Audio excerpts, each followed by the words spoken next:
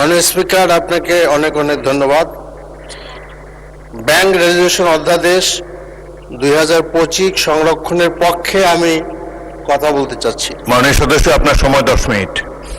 একটু বাড়াই দিলে খুশি হব। 10 মিনিট ইজ এনাফ টাইম।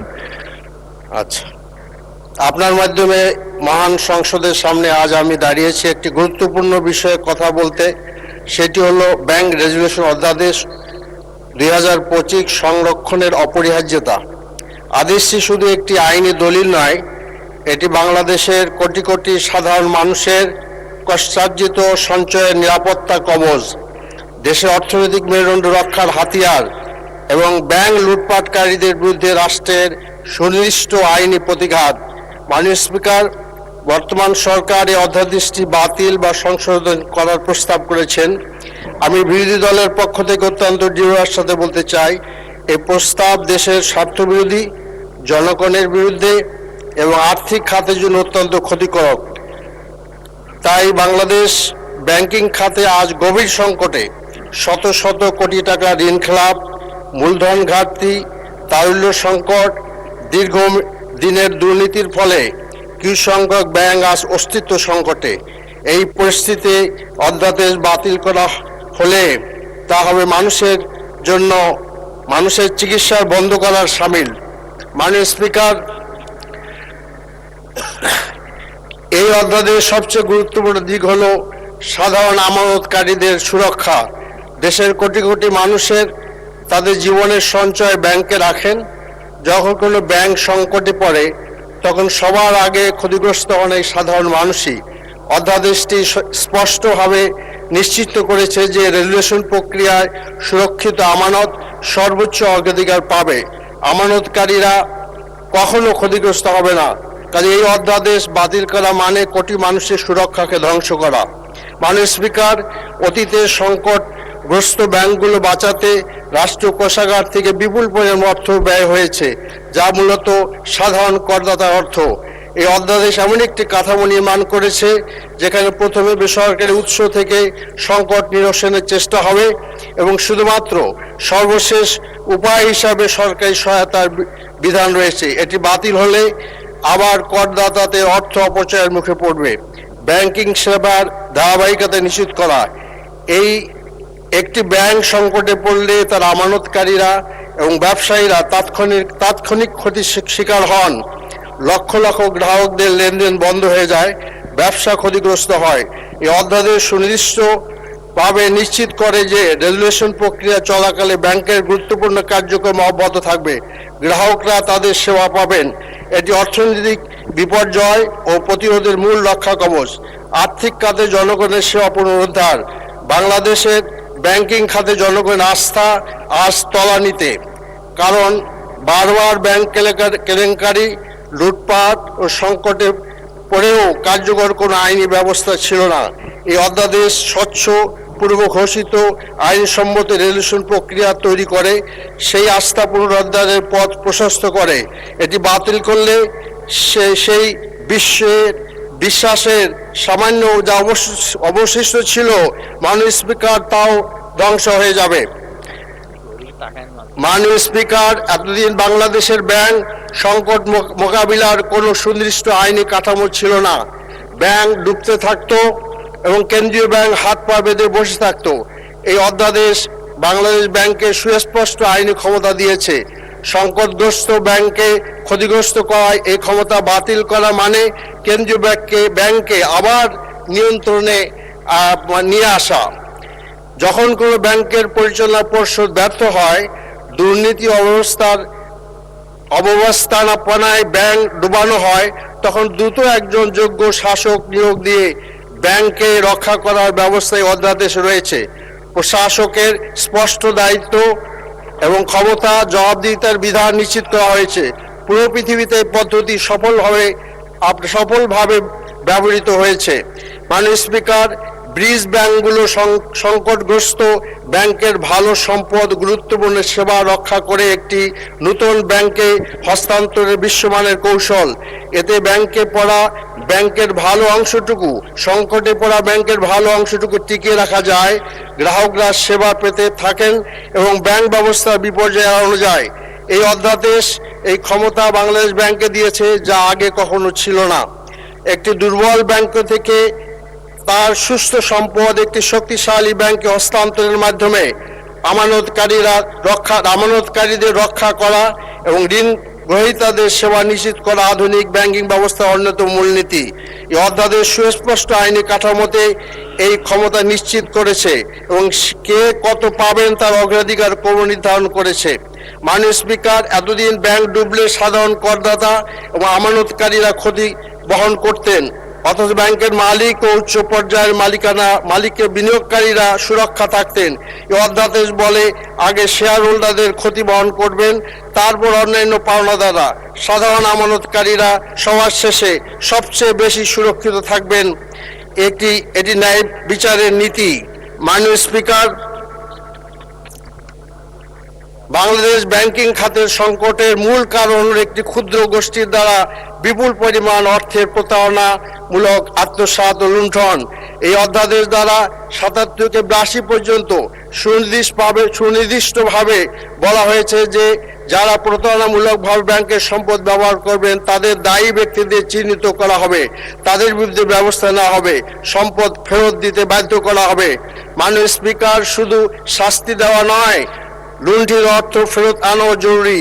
অধ্যাদেশ বাংলাদেশ ব্যাংকে সুনির্দিষ্ট ক্ষমতা দিয়ে সেই অর্থ উদ্ধারের জন্য আইনি পদক্ষেপ নিতে এবং আদালতের মাধ্যমে সম্পদ ক্রয়, জরিমানা আদায়, জরিমানা আরোপ এবং অপরাধী ব্যক্তির বিরুদ্ধে ফৌজদারি কার্যক্রম শুরু করার বিধান রয়েছে। অধ্যাদেশ বাতিল হলে লুটেরারা আইনের ফাঁকে পালিয়ে যাবে। মাননীয় স্পিকার, বাংলাদেশ ব্যাংক লুটের একটি সাধারণ কৌশল হলো বেনামি মালিকানা এবং জটিল কর্পোরেট কাঠামোর আলোকে আড়ালে থেকে ব্যাংক নিয়ন্ত্রণ করা। এই অধ্যাদেশ সুস্পষ্টভাবে চূড়ান্ত সুফলভোগী মালিক অর্থাৎ আলটিমেট বেনিফিশিয়াল ওনারের সংজ্ঞা নির্ধারণ করে তাদের জবাবদিহিতার আওতায় আনার বিধান রয়েছে। এটি স্বচ্ছতা, জবাবদিহিতার বৈপ্লবিক পদক্ষেপ। ছায়া পরিচালকদের জবাবদিহিতা। মাননীয় স্পিকার, বহু ব্যাংক প্রকৃত ক্ষমতাশীলরা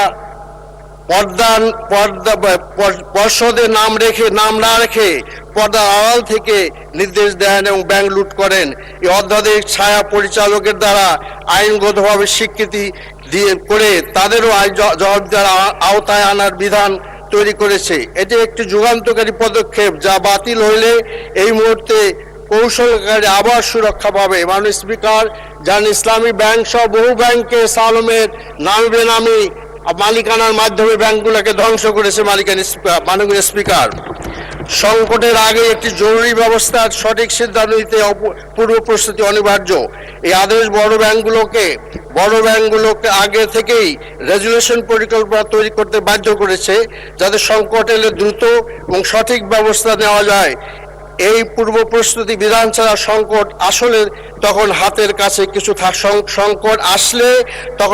কাছে কিছু থাকবে না। মাননীয় স্পিকার, একটি ব্যাংক দুর্বল হতে শুরু করলে প্রথম পর্যায়ে পদক্ষেপ নেওয়া গেলেই সংকট সবচেয়ে কম ক্ষতিতে সমাধান করা যায়। এই অধ্যাদেশে প্রম্পট কারেক্টিভ অ্যাকশন ফ্রেমওয়ার্কের মাধ্যমে নির্ধারিত করেছে যে কোন সূচক দুর্বল হলে কোন ধরনের পদক্ষেপ নেওয়া হবে। এটি একটি অটোমেটিক আর্লি ওয়ার্নিং সিস্টেম, যা সারা রেজুলেশন অন্ধকারের তীরে ছড়ার মতো। মাননীয় স্পিকার, সংকট মোকাবিলায় তাৎক্ষণিক আর্থিক সম্পদ থাকা জরুরি। এই অধ্যাদেশে আর্থিক স্থিতিশীলতা রেজুলেশন তহবিল গঠনের বিধান করেছে, যেখানে ব্যাংকগুলো চাঁদা দেবে, সরকার নয়। এই তহবিল থেকে প্রয়োজনে সংকটগ্রস্ত ব্যাংকে ঋণ দেওয়া হবে, গ্রান্টি প্রদান, সম্পদ ক্রয় করা যাবে। এটি একটি নিশ্চিত সেলফ ইন্স্যুরেন্স ব্যবস্থা। মাননীয় স্পিকার, ব্যাংকিং খাতের সংকট এককভাবে মোকাবিলা করা সম্ভব নয়। এতে প্রয়োজন বাংলাদেশ ব্যাংক, অর্থ মন্ত্রণালয়, আমানত বীমা সংস্থা, বিএসইসি এবং অন্যান্য নিয়ন্ত্রণ সংস্থার সমন্বিত প্রচেষ্টা। এই অধ্যাদেশ একটি আন্তঃপ্রাতিষ্ঠানিক সংস্থা সংগঠন করেছে যা সমন্বয় নিশ্চিত করবে। এটি ছাড়া একটি হাত জানবে না অন্য হাত কি করছে। মাননীয় স্পিকার, আর এই অধ্যাদেশ বাংলাদেশ ব্যাংককে নিয়মিতভাবে মূল্যায়ন করতে বলেছে এবং কোন কারণ ব্যাংকের রেজুলেশন বাধা সৃষ্টি হতে পারে এবং সেই বাধাগুলো আগে ভাগে দূর করতে বলেছে। এই প্রতিরোধমূলক পদ্ধতি অনেক সংকট শুরু হওয়ার আগেই প্রতিহত করতে হবে। মাননীয় স্পিকার, আমাকে একটু 5 মিনিট সময় বাড়াতে বলছি, জিনিসটা খুব গুরুত্বপূর্ণ। মাননীয় সদস্য, প্রত্যেক আপত্তিকারী সদস্যকে আমি 10 মিনিট করে দিয়েছি, সবাইকে 2 মিনিটে শেষ করেন, 2 মিনিটে কনক্লুড করেন। বাধা চিহ্নিত করে আগে ভাগে সমাধান, মানে বাধাগুলো চিহ্নিত করে মূল্যায়ন করে আগে ভাগে সমাধানের ব্যবস্থা করা হবে, মানে করা উচিত। এটা এখানে আছে, এটা যদি মানে যাতে করে সংকট প্রতিহত করা যায়। আমি একটু হেডিং গুলা পড়ছি মাননীয় স্পিকার। এরপর আইনগত ন্যায্যতা মূলনীতি। মাননীয় স্পিকার, এই অধ্যাদেশ অত্যন্ত গুরুত্বপূর্ণ নীতি নিশ্চিত করেছে। রেজুলেশন প্রক্রিয়ায় কোন পাওনাদার বা আমানতকারী যদি স্বাভাবিক অবসান যত পেতেন তার চেয়ে কম পান, তাহলে সরকারি তহবিল থেকে ক্ষতিপূরণ দেওয়া হয়, এটি নিশ্চিত করা হয়েছে। মাননীয় স্পিকার, এরপরে হলো যে সাময়িক স্থগিতাদেশ সংকট নিরসন। সংকটের সময় দাবির স্রোত বন্ধ না করলে ব্যাংক বাঁচানো সম্ভব নয়, কাজে এমন ব্যবস্থা থাকা দরকার, কাজে আস্তে আস্তে যাতে আমানতকারীকে দেওয়া যায়, তাহলে সমস্যা দেখা দিবে। মাননীয় স্পিকার, বিচারিক তত্ত্বাবধান ও আইনের শাসন নিশ্চিত করা। পদ্ধতিগত ঝুঁকি প্রতিরোধ একটি ব্যাংকের সংকট ছাড়ানোর থেকে রক্ষা করে। বিদেশি বিনিয়োগ আকর্ষণে আইনি কাঠামো তৈরি করা, কারণ এরকম অবস্থা হলে বিদেশের বিনিয়োগকারীরা আমাদের এখানে আসবে না, যেটা ইসলামী ব্যাংকের ক্ষেত্রে হয়েছে। মাননীয় স্পিকার, আন্তর্জাতিক মানদণ্ড অনুসরণ করা। এরপরে যেটা সরকারের বাতিলের যুক্তি খণ্ডন, অসামঞ্জস্যতাপূর্ণ যুক্তি খণ্ডন। মাননীয় স্পিকার, আরো পরামর্শ দরকার। এই যুক্তি অগ্রাহ্য, গ্রহণযোগ্য নয়। রাষ্ট্রপতি আদেশ বাতিল, সাংগঠনিক প্রশ্ন এবং আন্তঃসীমা রেজুলেশন, বৈশ্বিক ব্যাংকিং সংকট মোকাবিলা, ব্যাংকিং খাতের দীর্ঘমেয়াদী সংস্কার ভবিষ্যতের জন্য ভিত্তি।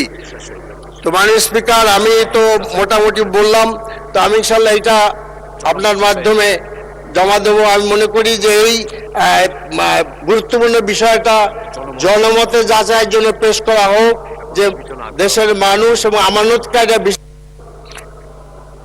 ধন্যবাদ মাননীয় সদস্য। মাননীয় অর্থমন্ত্রী এ বিষয়ে একটি সংক্ষিপ্ত বিবৃতি প্রদান করতে পারেন। মাননীয় স্পিকার, আপনাকে ধন্যবাদ। সংসদ সদস্যকে ধন্যবাদ। একটা কথা পরিষ্কারভাবে বলা দরকার, সেটা হচ্ছে বিএনপির আর্থিক খাতে যে ভাবনা এবং নীতিমালা, সেটা খুবই পরিষ্কার। আর্থিক খাতে শৃঙ্খলা, স্থিতিশীলতা, গুড গভর্নেন্স, এই তিনটা হচ্ছে বিএনপির আর্থিক খাত পরিচালনার ক্ষেত্রে আমাদের সুপ্রতিষ্ঠিত দলীয় নীতি।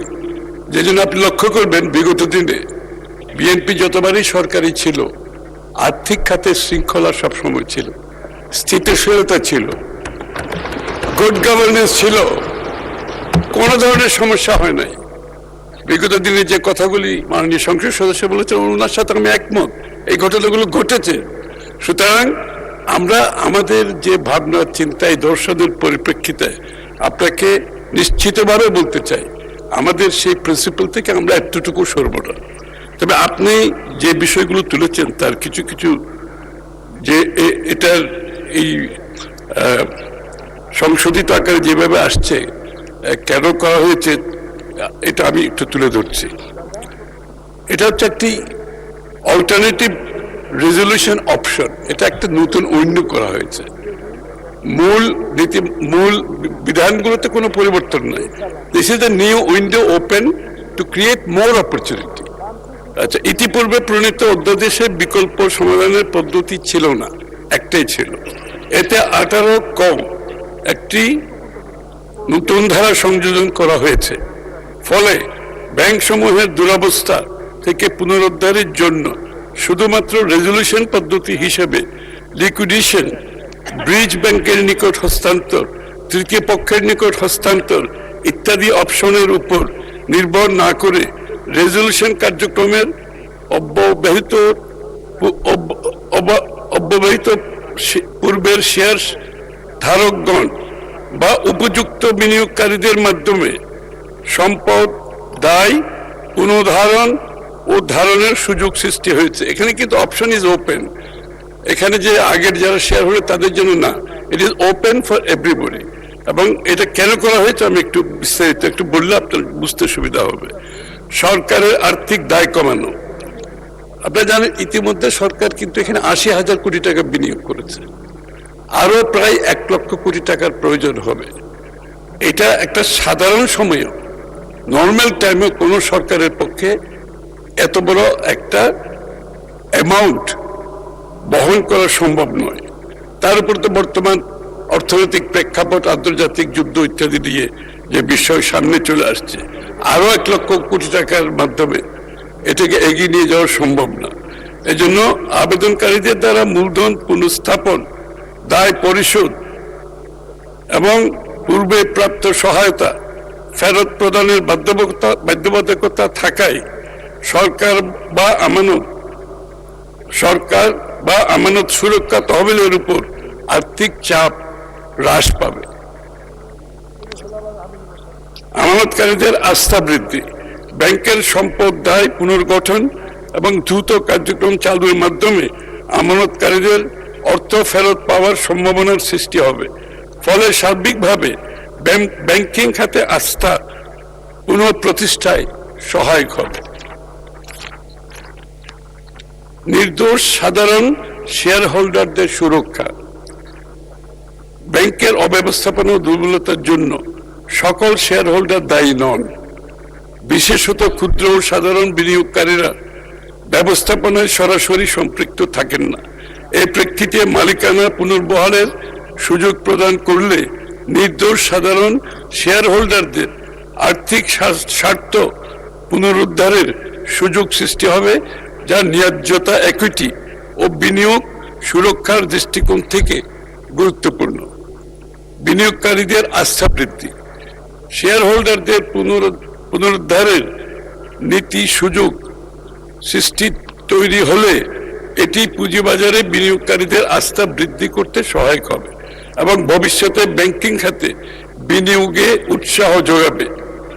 বাজার ভিত্তিক সমাধান, মার্কেট বেসড সলিউশন, সরকারি হস্তক্ষেপের পরিবর্তে বেসরকারি উদ্যোগ ও পুঁজি সংযোজনের মাধ্যমে সমস্যার সমাধান করায় প্রতিযোগিতার সুযোগ তৈরি হবে, যা একটি বাজার ভিত্তিক ও টেকসই পদ্ধতি হিসেবে বিবেচিত হবে। সম্পদের মূল্য সংরক্ষণ, লিকুইডেশনের ক্ষেত্রে সম্পদের মূল্য কমে যাওয়ার ঝুঁকি থাকে যে কোনো লিকুইডেশনের ক্ষেত্রে। এই ধারার মাধ্যমে ব্যাংক সমূহকে সচল রেখে পুনর্গঠন করলে সম্পদের প্রকৃত অর্থনৈতিক মূল্য সংরক্ষণ করা সম্ভব। কর্মসংস্থান ও অর্থনৈতিক কার্যক্রম বজায় রাখা, ব্যাংক সচল থাকলে কর্মচারীদের চাকরি সংশ্লিষ্ট অর্থনৈতিক কার্যক্রম অব্যাহত থাকবে, যা সামাজিক ও অর্থনৈতিক স্থিতিশীলতা বজায় রাখতে সহায়ক হবে। স্পিকার, আমার মনে হয় আমার এতটুকু বক্তব্য।